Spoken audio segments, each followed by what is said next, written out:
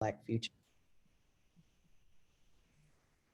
We will be talking about iconic events and future icons and bringing forth the conversation. So let's get started. Hello, Dr. West. How are you? Oh, how are you? I'm so very blessed to be in dialogue with you, my dear sister Anjanette and brother Andre, the influencer. We're so happy to have you. We've been preparing for this and reading your work and listening to your words. And I think this is going to be a great event for everyone that's able to watch and listen and learn from you. So we'd like to start today with, it's Black History Month and we're ending up the month. And, there's so many contributions that African Americans and other people of color have made. But I'd like to talk about, let's start with the history and talk about the influence that the Black church has had. And I'd like to ask you, what do you think has been like the help and the hindrance of the Black church in moving forth, like civil rights in the Black community? Yeah, I appreciate the question. No, I mean, one, I think anytime you talk about Black history, you rightly uh, don't begin with just isolated individuals. You're talking about a people who created traditions. And you're talking about a great people. You see, Black people, we are world historical people. There's no people in the history of the modern world who have been so chronically hated for 400 years and keep dishing out love warriors, teaching the world how to love. We were just listening to John Coltrane blowing the saxophone with Miles, right? There's a whole lot of love in that saxophone coming out of Coltrane. Whole lot of love. Martin Luther King Jr., love warrior. Ida B. Wells, love warrior. A. Philip Randolph, love warrior. Stevie Wonder, love and needed love. James Baldwin. So the individuals coming out of a people, they're coming out of communities, families. And the Black church has been one of the most fundamental institutions that has produced those love warriors, you see. And yet at the same time, we know, the church, like any other institution created by human beings, has a whole host of various faults and shortcomings. I mean, even the Christian church itself, going back to Jesus, was founded on Peter. Peter denied Jesus 3 times. So already you got certain faults built into the very foundations of the church, but that institution could still be a vehicle of producing love warriors. You see, and I'm a product of the Black church, Shiloh Baptist Church on the chocolate side of Sacramento, California. And Willie P. Cook, my pastor, Deacon Hinton, Sarah Rand. What do we say in the church? If the kingdom of God is within you, then everywhere you go, you ought to leave a little heaven behind. Well, that's the best part of the church. Now, the worst part of the church is what? Human, blind to the humanity of women. So you got patriarchal structures, blind to the humanity of gay brothers and lesbian sisters. So you got homophobic practices, losing sight of other human beings. Now, you would think that's contrary to the gospel. It is. The gospel say love everybody, love your enemy, love the neighbor, love the stranger, everybody made in the image and likeness of God. But that's in the text. In terms of the practice, like any other human institution, is going to fall short.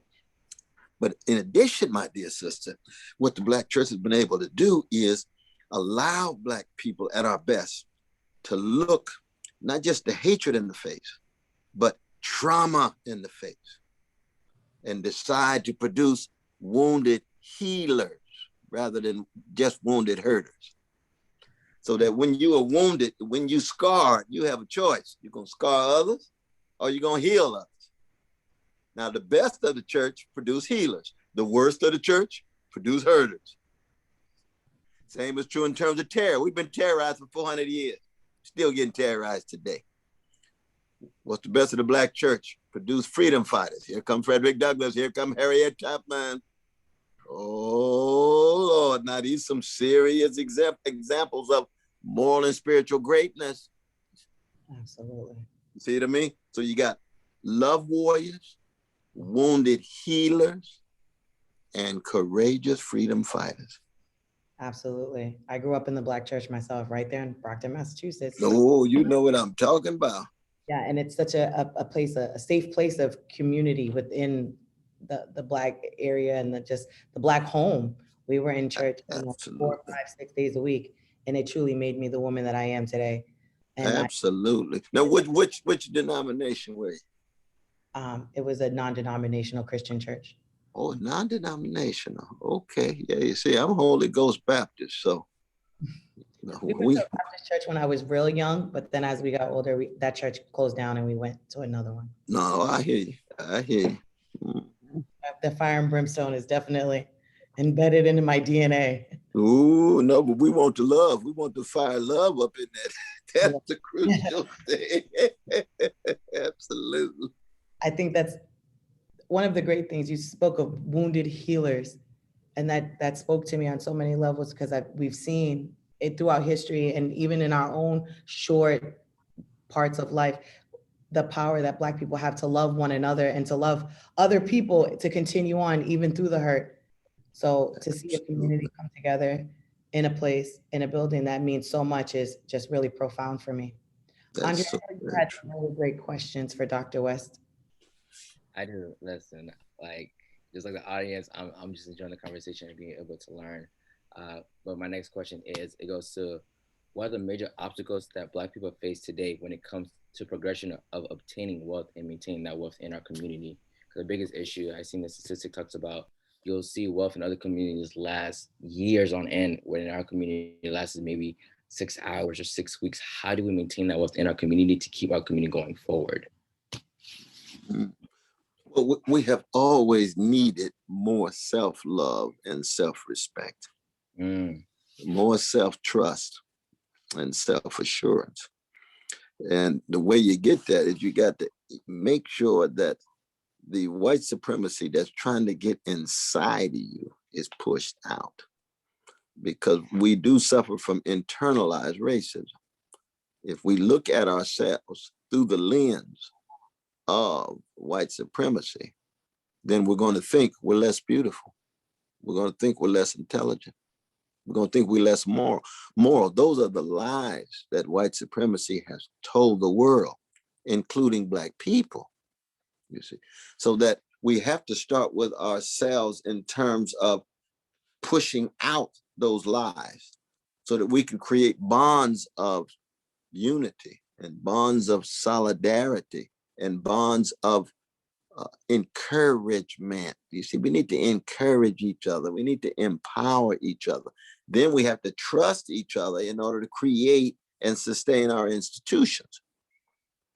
And so this is another reason why Black church at its best is very important, because you can't have a commitment to Black freedom without having a certain kind of spirituality that allows you to look beyond your individual needs, beyond your own narcissism, beyond your egoism, beyond even your narrow individualism. You have to have a sense of community, a sense of connection, affiliation with others. And so when we talk about how we keep money, part of that has to do with Black organizations. You've got to have Black organizations that can be sustained over time. But you can't have Black organizations if you don't have Black love, Black self-respect, and Black self-trust. Because if distrust is there all the time, then it's gonna undercut and undermine the ability to sustain your organization. So that's the beginnings of an answer to your important question, though.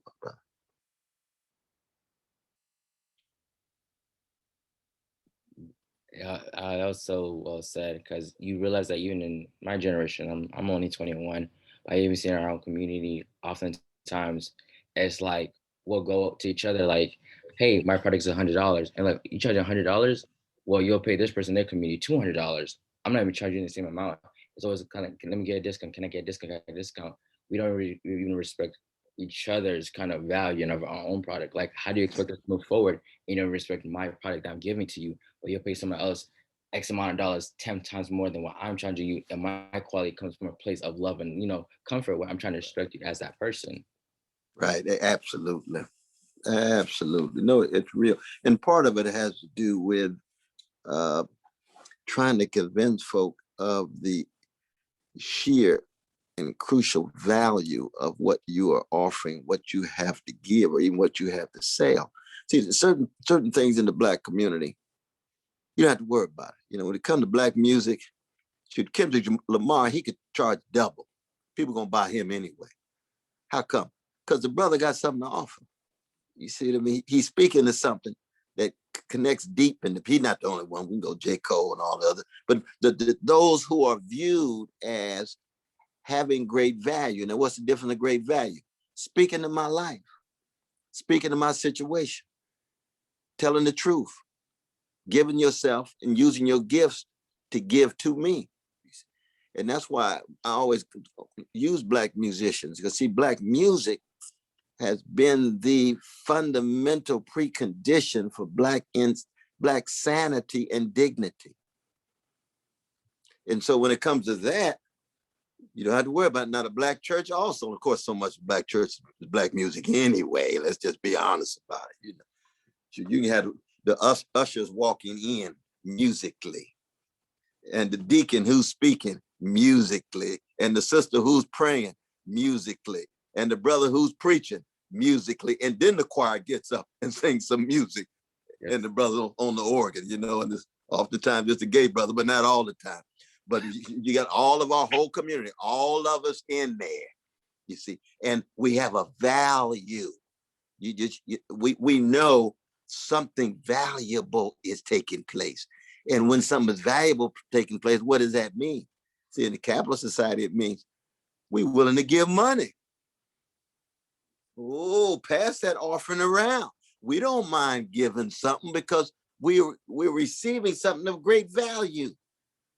You see, and that's very important. When you have that kind of deep connection, then you have possibilities of unity. You have possibilities of people giving money. You have possibilities of people sacrificing and so forth. And that's what love is.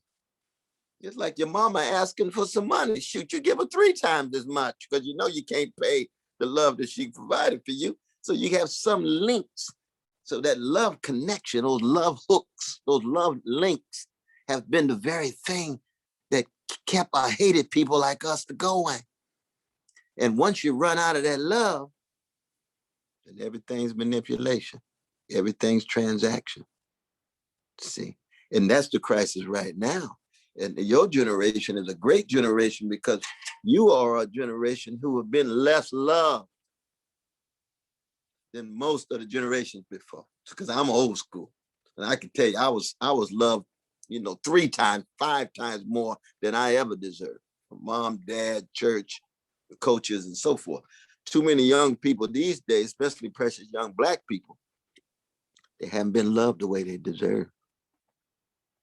I'm telling you, they really haven't. Not as a whole. I'm not talking about each individual. You see what I mean?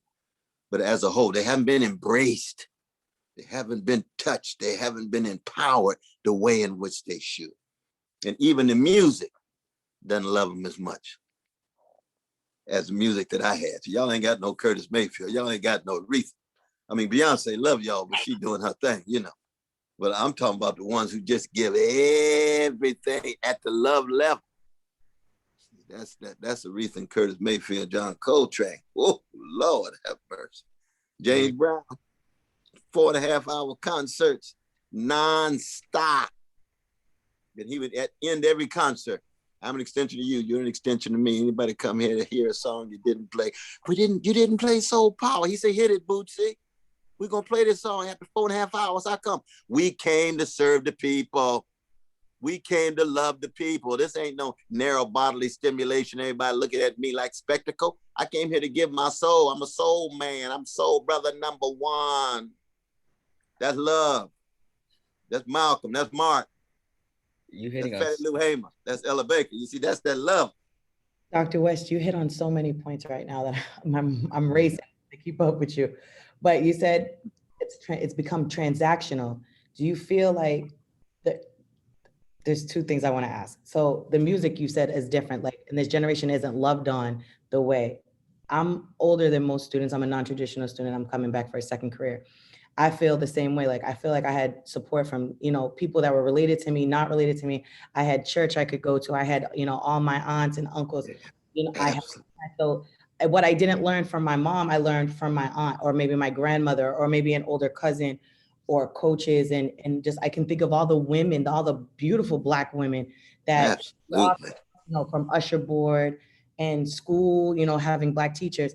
And now with just the world being so transactional, and then the wealth gap, that is taken away from the love that these children are getting today. There's no more village. And also, how is music playing into that? And even an attendee has asked a question about how like hip hop has changed the way Black people view each other, from where jazz was all about love and community, and the Renaissance with all of the jazz and Harlem, but now it's hip hop, and it's just different. The messages we're sending our youth are completely different. That is so very, very true. Now, I'm much older than you, so I'm old school, and you quasi young school. Then we got Brother Andre, who's young, new school in that sense. So we got all the generation. But the points that we making are so important because they're life and death issues.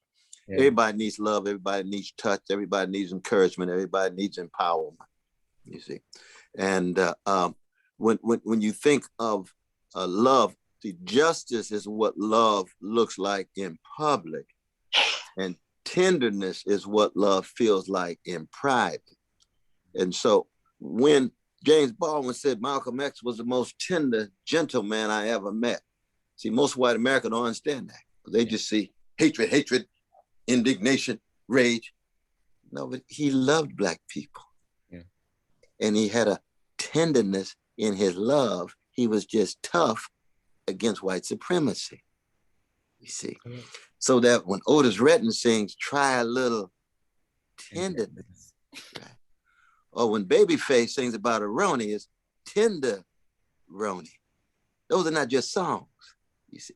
When you listen to the dramatics of William Hart, or you listen to Ted Mills of Blue Magic, or you listen to the Hutchison Sisters of the Emotions, or the Jones Girls, David Ruffin's silky, delicate voice of lead singer of Temptation, Eddie Kendrick singing falsetto, or we can go on and on. Russell Tompkins Jr. singing with the Stylistics, or the Scott twins singing with the Whispers. What is it?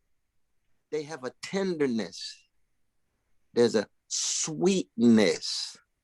And you see, soul is the sharing of a soothing sweetness against the backdrop of catastrophe, of white supremacy, of being hated and terrorized and traumatized.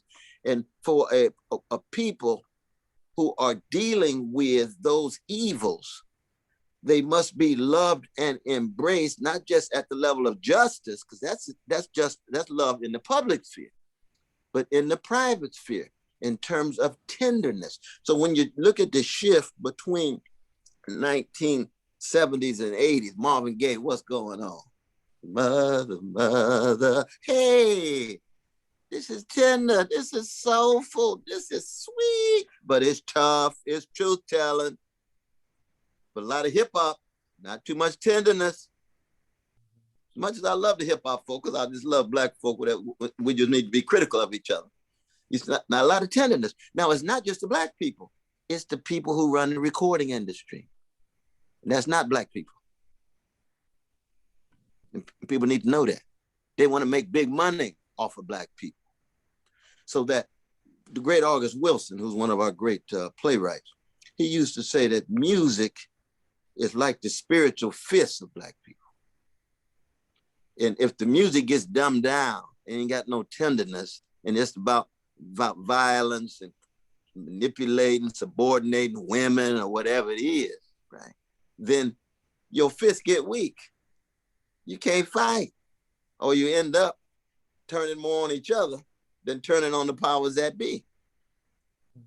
And so there is a reason why you getting this particular kind of music. When I put out my third CD with Prince and Gerald Levert, and Talib Kweli, and Jill Scott, we were Raw Digger. I mean, we had that was back 2008. We went to all these different labels, and they wouldn't deal with us. We don't want this kind of music. We just want G-string music. We just want music where the Black folk talking to each other and calling each other names. I said, that's not my tradition.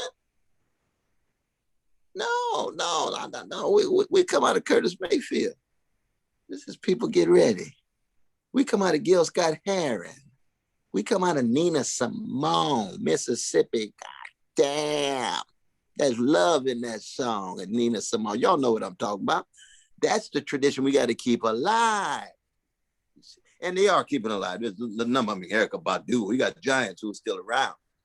But the young people need to be cognizant of this, or you end up just following the elite oligarchs in the recording industry. So, question is, I mean, everything you're saying, oh my gosh, there's so much to get into. So, I believe in it, and I've seen it as we're talking about it, there's a clear disconnect from my generation and the older generation, where I know coming up, the church was used more as a weapon than used as a place of kind of coming in to be connected, let's have a conversation. And even within my generation, where a lot of my generation, we don't have parents. For example, I don't have my parents, or I don't have my grandparents. So the context is, whereas there's times where I would go out in the public and say, hey, can I get help with something like this? And the older generation kind of like, you don't know how to do this, you don't know how to do that.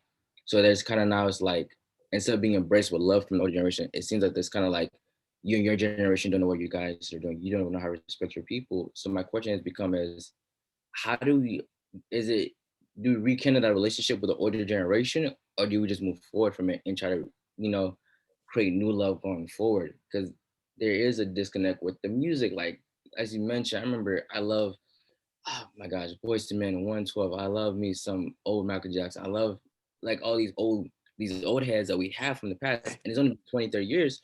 How do we get that reconnect? Because it's been a drastic shift in how we perceive each other or how we communicate with each other. How do we get that back? Because I'm in my generation, we're in a time where we don't have love or we don't see love. So how can we give that love if we never receive that love? Does that make sense? Well, that's a deep question. And all three of us in this together, because no one of us have a monopoly on truth. You know what I mean? Even though I may have been around longer, I still got a lot of ignorance I got to overcome. It could be learned ignorance, OG ignorance, whatever. All of us have blind spots, because this issue of how does one keep alive the love warrior tradition? You see, and the answer I have is that you got to try to hang around folk who are in on the love thing. It's not a cerebral intellectual thing. It has to be something you learn by spending time with people. It's like in your families, in your communities, in your political organizations that are tied to love as opposed to just manipulation and domination. And it's always by example. You see, it's not the kind of thing you just learn in a book. You can read about love in a book and still end up not really knowing how to love. It's like reading the book on how to ski. And you can get an A in a book how to ski, but somebody put you up on that mountain with those skis and you never skied before, and all you've done is just read the book.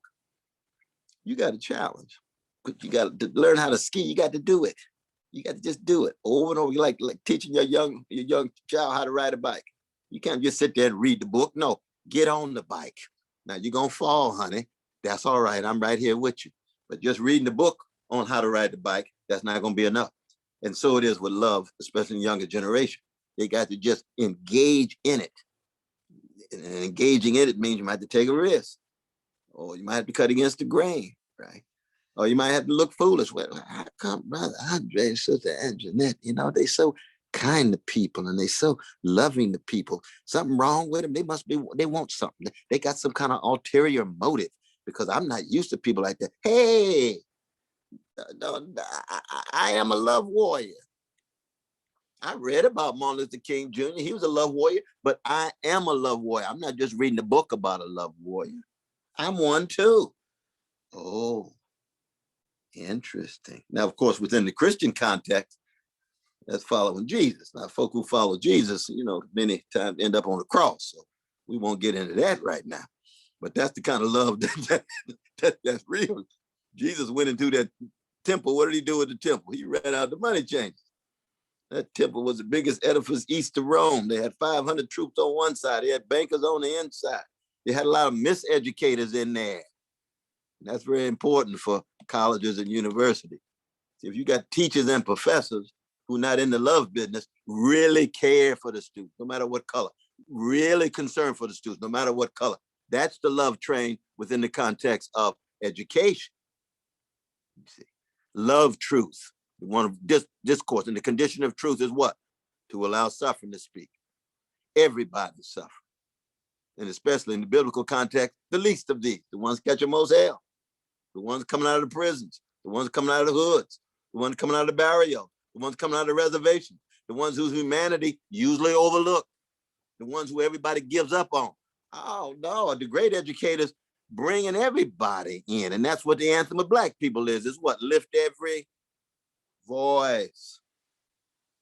Every voice, not just a slice of voices, a little small, but it's lift every voice. It's not lift every echo. That's a big difference, you see, because we live in a culture of echo chambers. People just hear something and just copy it. Hear something, they want to imitate it. No. Voice is unique. Voice is not about copies and imitations. It's about creations. It's about people who are finding their voice. What we were listening to when we started here. You see, with Coltrane and Miles and the others, you can't be a jazz musician if you just an echo. You got to find your voice. If you're a blues woman, Ma Rainey, Bessie Smith, you can't imitate nobody. You got to find her voice. That's what it is. All the great artists have found their voices, and your voice is like your fingerprint. Nobody in the world like you.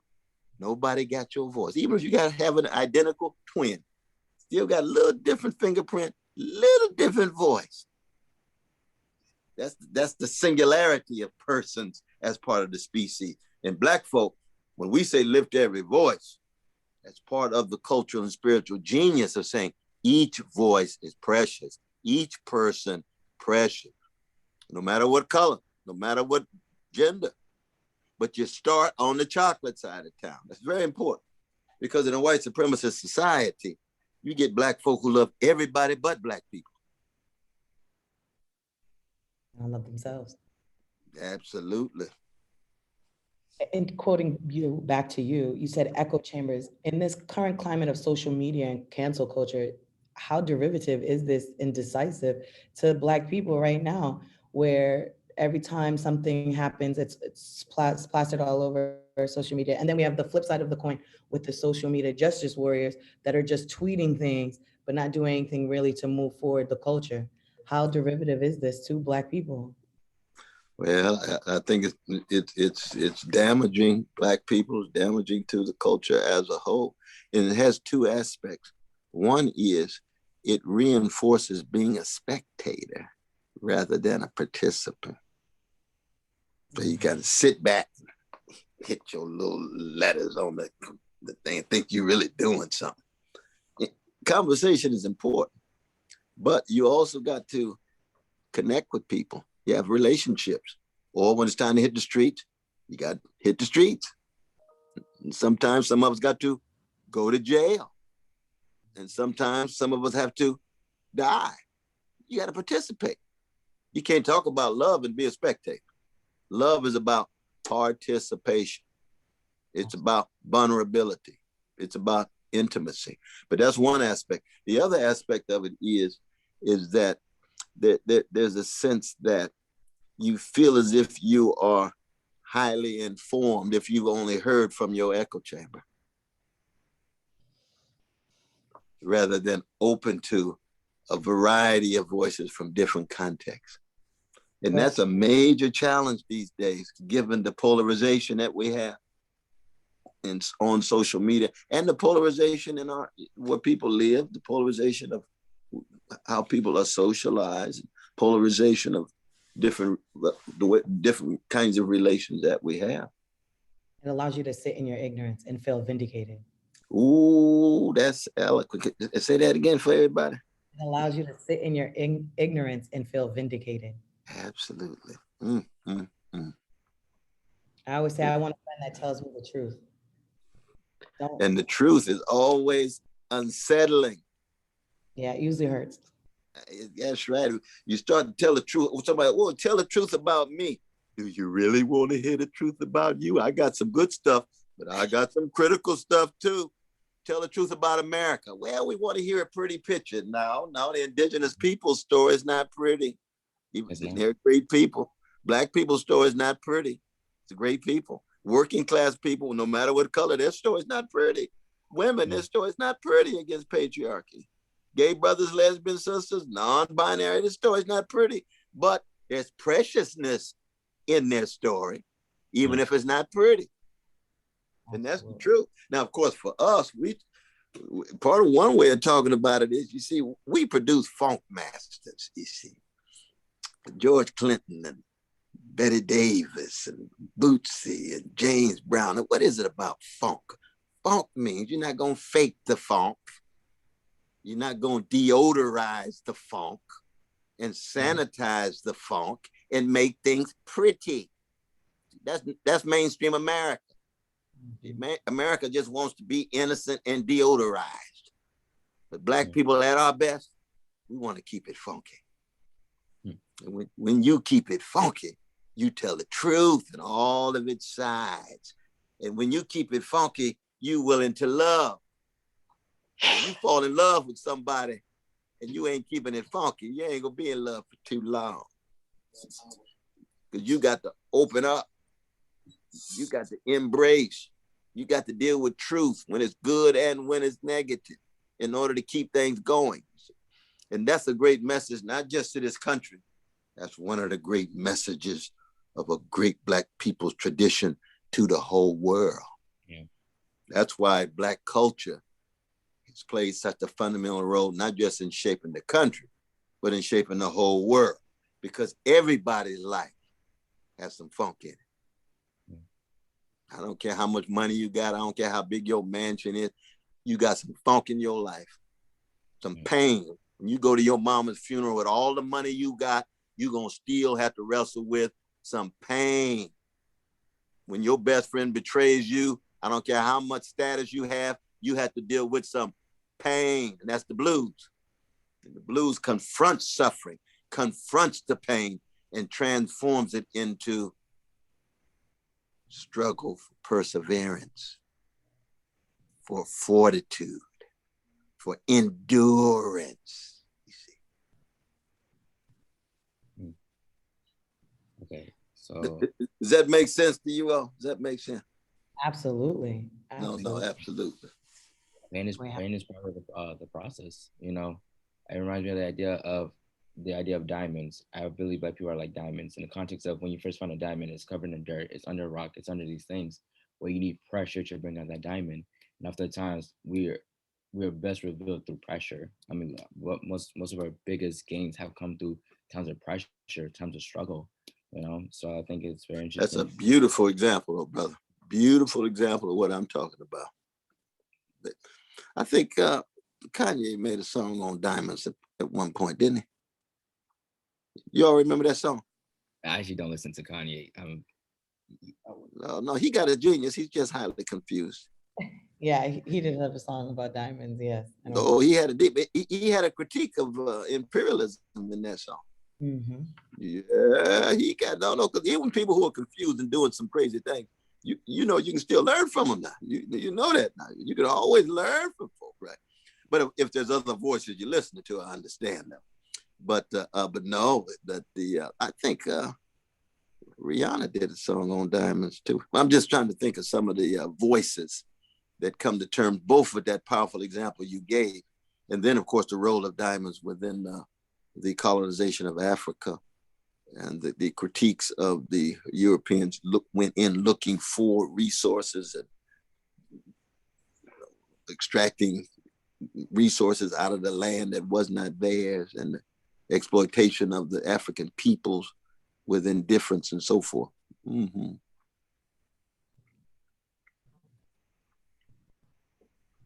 Diamonds from Sierra Leone. That was yes. Yes. Oh, is that Kanye's song?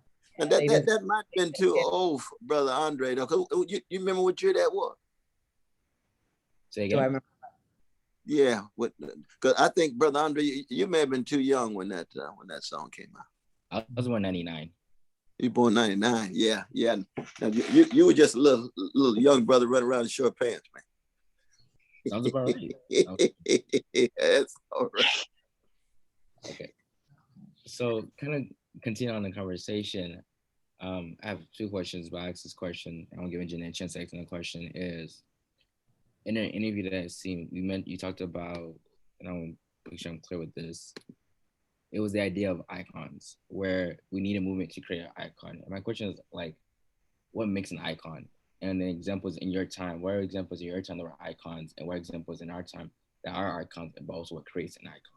If that makes sense. Mm-hmm. Now, again, for me, what we don't want to do is ever view just icons as isolated individuals who don't come out of traditions. So there are waves in a larger ocean. There's no human being who made it in space and time without help from their mom through the womb or Caesar section, right? So that everybody has dependence on somebody. And so anytime you talk about icons, you always want to tell a story about where they came from. How did they come to be? Who helped them? Who supported them? Who loved them? Who encouraged them? And for me, when you think of icon, you're talking about greatness, you see, and the best of the Black history, the best of the Black tradition has always had a vision of greatness. Not success only, but greatness. See, young people these days have been told the best you can do is be successful. And what is success defined in terms of money, status, celebrity? Now, see, nothing wrong with success if you use it for greatness. Now, what is greatness? Well, see, I'm a Christian. So the biblical text says, he or she is greatest among you will be your servant. He or she is greatest among you will have the most love. He or she, the greatest among you, will have the most service to the least of thee, the most sacrifice for those Sly Stone call everyday people. That's what greatness is. So Alexander the Great in the history of the West, he's not great for me. He's a conqueror. He's looking for more land, more territory. That ain't great. Napoleon's not great. Jesus is great. Jesus is going to be great, ended up on the cross. Well, we won't get into that now, but he defines greatness in terms of service, love, sacrifice. That's Martin Luther King. That's figures that we can mention. So when we think of icons, we're talking about those who embody a greatness, and no matter how successful they were, they used it for greatness. I mean, one of the reasons why we're critical of Kanye West today, he's not my cousin, but he got a nice last name, that he's highly successful, but we raise questions as to whether he's using his success in service of poor people and working people. And if you're hanging out with Trump, then you got some serious evidence that you're not using your success in service of poor people. That's a Keith Sweat moment. Something just ain't right from the vantage point of my conception of greatness. Now, I believe people have a right, to be wrong. And so we engage in argument with people we disagree with and so forth. But greatness is something that is tied to being an icon. You see. So Malcolm X only had $151 in his whole life when he was shot. So these days he wouldn't be successful. No, you don't define Malcolm X in terms of financial success. You're missing out if that's all you see. He's great because he loved Black people and he came to love everybody.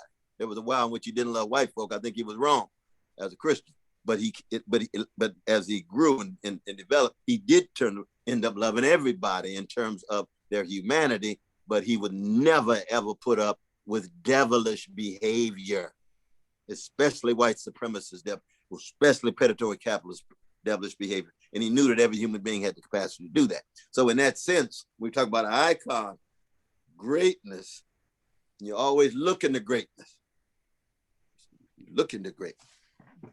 I think to sum up what you were saying, and I don't want to misquote you, it's not so much what a person does. It's not so much what a person has. It's about what a person is doing for their community. And I believe it's like you can store up all the riches here, but you can't take them with you, and you got to store up riches in heaven.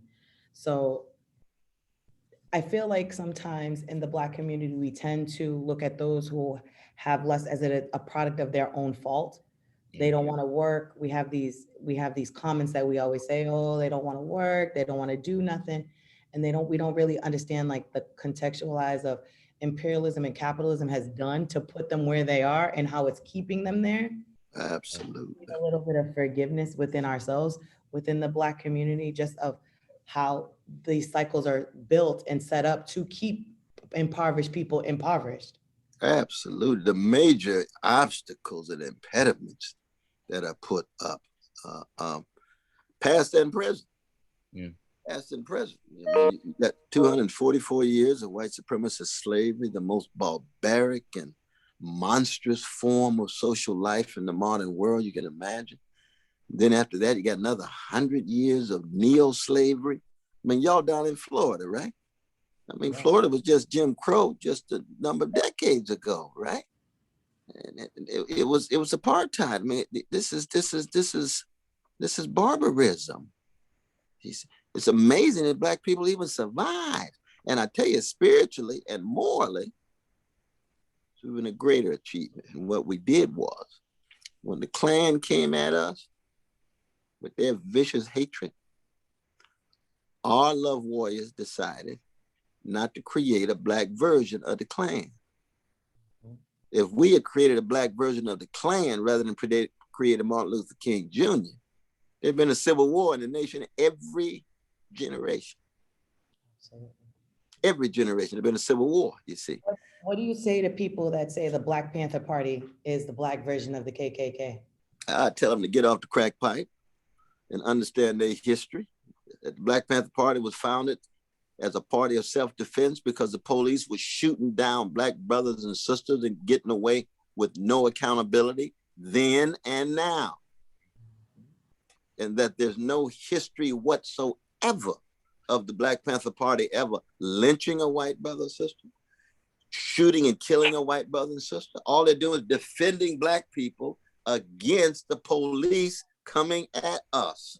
We need self-defense now. Look at all the young brothers, Black brothers and sisters still getting killed, and our precious brown and Spanish speak, and precious white too. I mean, all the young folk are precious, don't get me wrong. But we have to start with Black folk, because if you start talking about just precious folk in general, usually we end up at the back. Yeah. Or nobody ever gets to talking about us. Yeah. So you got to start with the least of these and then include everybody. So people, and they say the same thing about a number of Black organizations. Well, these Black organizations, just like the Klan. The Klan has a history of lynching thousands of Black people, most of whom were innocent. We don't have a Black group like that. Ever. And partly because our leadership took a higher moral and spiritual ground. You see. And America ought to give Black people a standing ovation for taking that moral and spiritual ground, because we wouldn't have a democracy if we had terrorized others the way we were terrorized. Absolutely. If we started lynching the way we were lynched, wouldn't have a democracy, because you'd have fascism. You'd have civil war all the time, and so you'd have to have some kind of tyranny from the top just to keep and control the ugly conflict taking place. Now, what is happening these days is that a lot of the young brothers and sisters, because, you know, I was there in Charlottesville. I've been with the my brothers and sisters in Ferguson. We got arrested in different places, part of the Black Lives Matter reflections in Chicago. A lot of the young brothers and sisters, they look at me and they say, Brother West, I don't know if we can go with all this talk about love and justice, man. We can try that and we still getting done in.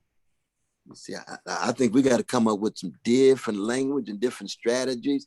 And if they treat us, maybe it's eye for eye and tooth for a tooth.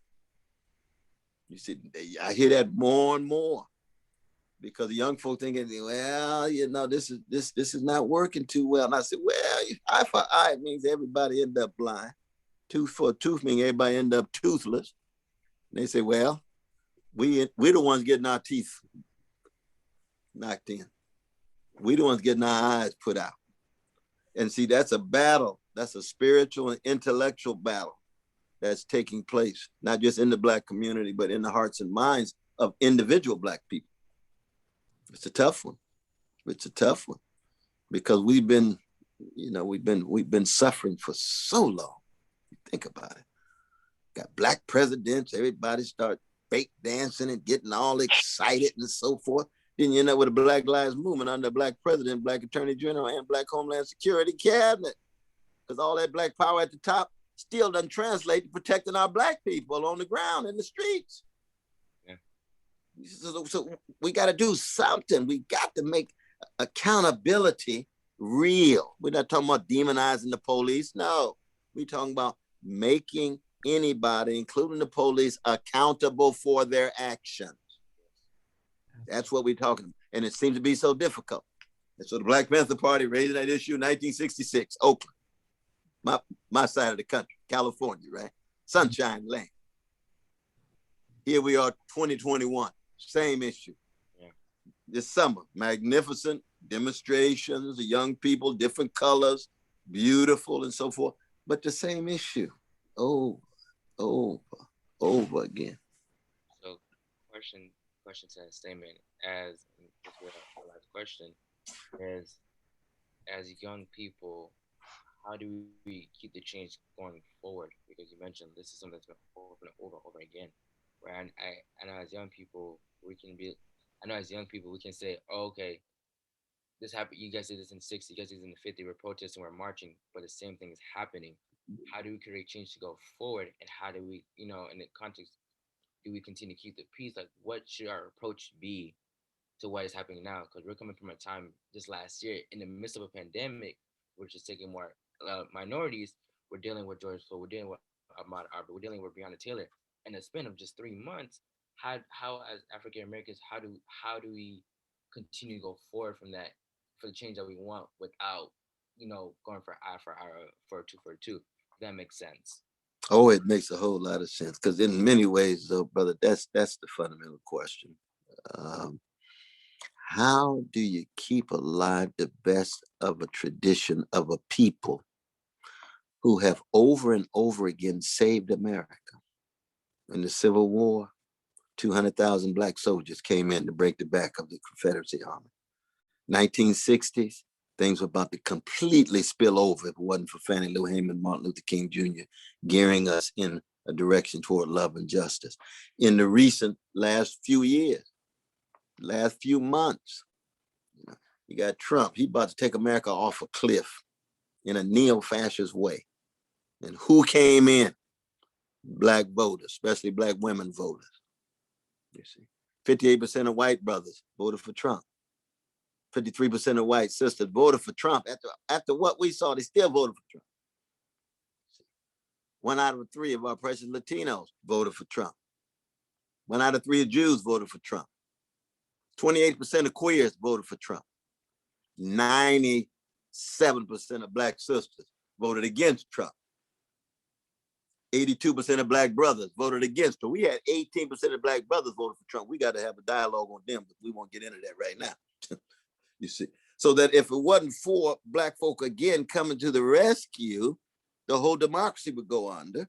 And yet, Black poor people and Black working people get re-crucified over and over again, even as we come to the rescue.